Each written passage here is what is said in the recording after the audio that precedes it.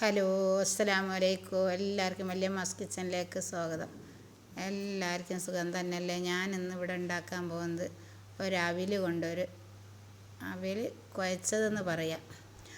അതിന് ഞാനിവിടെ ഒരാണി ശർക്കര എടുത്ത് വെച്ചിട്ടുണ്ട്. നല്ലൊരു 4 മണി പലഹാരമാണിത് ഉണ്ടാക്കാൻ പോകുന്നത്. അതിന് ശർക്കര നല്ലോണം, ഒരാണി ശർക്കര നല്ലോണം അലിയിച്ചെടുക്കണം. ഇത് ഒന്നുമില്ലാത്തൊരു ശർക്കര എന്നാലും എനിക്ക് ഉരുക്കിയെടുത്താൽ നമുക്കൊരു ഇതാണല്ലോ, തൃപ്തിയാണല്ലോ. അരിക്കാനൊന്നും ഇതിലില്ല. ഇനി ഞാനിതാ ഒരു ചീനച്ചട്ടി ഗ്യാസ്മിൽ വെച്ച് ഗ്യാസ് ഓണാക്കി കൊടുത്തിട്ടുണ്ട്. അതിലേക്ക് 1 സ്പൂൺ നെയ്യ് ഒഴിച്ച് കൊടുത്തിട്ടുണ്ട്. അതിൽ കുറച്ച് അണ്ടിപ്പരിപ്പും കിസ്മിസും ഇട്ട് ഒന്ന് നല്ലോണം വറുത്തെടുക്കണം. അത് വറുത്തെടുത്തതിന് ശേഷം നമുക്ക് ഒരു കപ്പോളം അവിലെടുത്ത് വെച്ചിട്ടുണ്ട്. ആ അവിൽ കുറച്ചായിട്ട് അതിലേക്ക് ഇട്ട് കൊടുക്കുക. ഇനി ഞാൻ നന്നാക്കി ഒന്ന് ഇളക്കിയെടുക്കുക. ഇതിൽ നിങ്ങൾക്ക് വേറെ എന്തെങ്കിലും ചേരുവകളാണെങ്കിൽ കൂട്ടാം. ഞാൻ എള്ളിട്ട് കൊടുക്കലുണ്ട്. എള്ള് എനിക്ക് ഇവിടെ തീർന്നു പോയി, എള്ളില്ല അതിന് ഇടാൻ നോക്കുമ്പോൾ, അതുകൊണ്ടാണ്.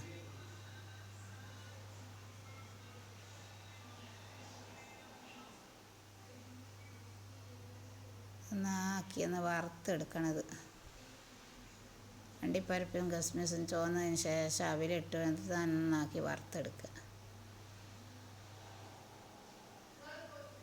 ഇനി ഞാനതിലേക്ക് കുറച്ച് ചുവന്നുള്ളി, ചെറിയ ഉള്ളി അരിഞ്ഞ് വെച്ചിട്ടുണ്ട്. ചുവന്നുള്ളി എന്നും പറയും, ചെറിയ ഉള്ളി എന്നും പറയും. അത് അരിഞ്ഞ് വെച്ചിട്ടുണ്ട്. അത് നന്നാക്കി അതിലിട്ടൊന്ന് നന്നാക്കി ഇളക്കിയെടുക്കുക.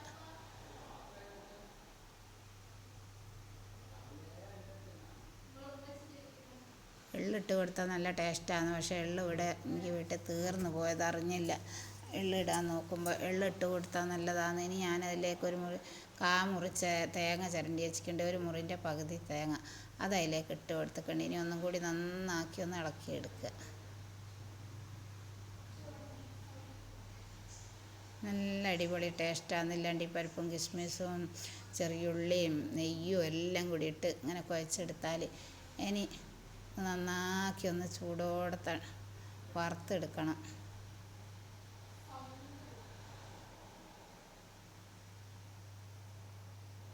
ഇതൊക്കെ ഒന്ന് കടിക്കുമ്പോൾ നല്ലൊരു ടേസ്റ്റാണ്. ഞാൻ ഒരുക്കി വെച്ച് ശർക്കര പാനിയിലേക്ക് ഒഴിച്ച് കൊടുത്തിട്ടുണ്ട്.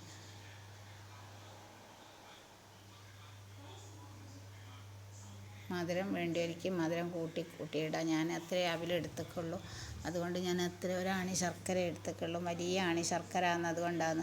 എല്ലാവരും ഈ വീഡിയോസ് കാണുന്നതിലൊക്കെ ഒന്ന് സബ്സ്ക്രൈബ് ചെയ്യാൻ മറക്കരുത്.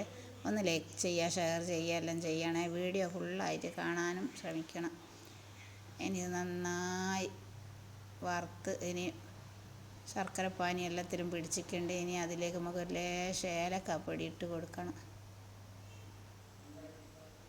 ഏലക്കായും പഞ്ചസാരയും കൂടിയും പൊടിച്ച് വെച്ചതാണ് ഞാൻ. ഇനി ഇതെല്ലാം കൂടി ഇട്ട് നന്നാക്കി ഇളക്കിയെടുക്കണം.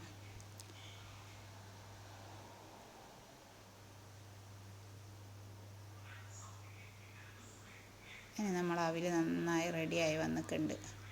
ഇത് നിങ്ങൾക്ക് ചായക്ക് കൂട്ടി നോക്കി അടിപൊളി ടേസ്റ്റാണതിന്. എള്ളും കൂടി ഇട്ടാൽ നല്ല അടിപൊളിയായിരിക്കും. എള്ള് ഇവിടെ വീട്ടിലില്ലാതെ കൊണ്ടാണ് ഞാൻ ഇങ്ങനെ കുഴച്ചെടുത്തത്. ശർക്കരപ്പാനി നിങ്ങൾക്ക് മധുരത്തിനനുസരിച്ച് നിങ്ങൾക്ക് ഇടാം. ഇനി ഞാനിതൊരു പ്ലേറ്റിലേക്ക് സെർവ് ചെയ്ത് വെച്ച് കൊടുക്കുന്നുണ്ട്.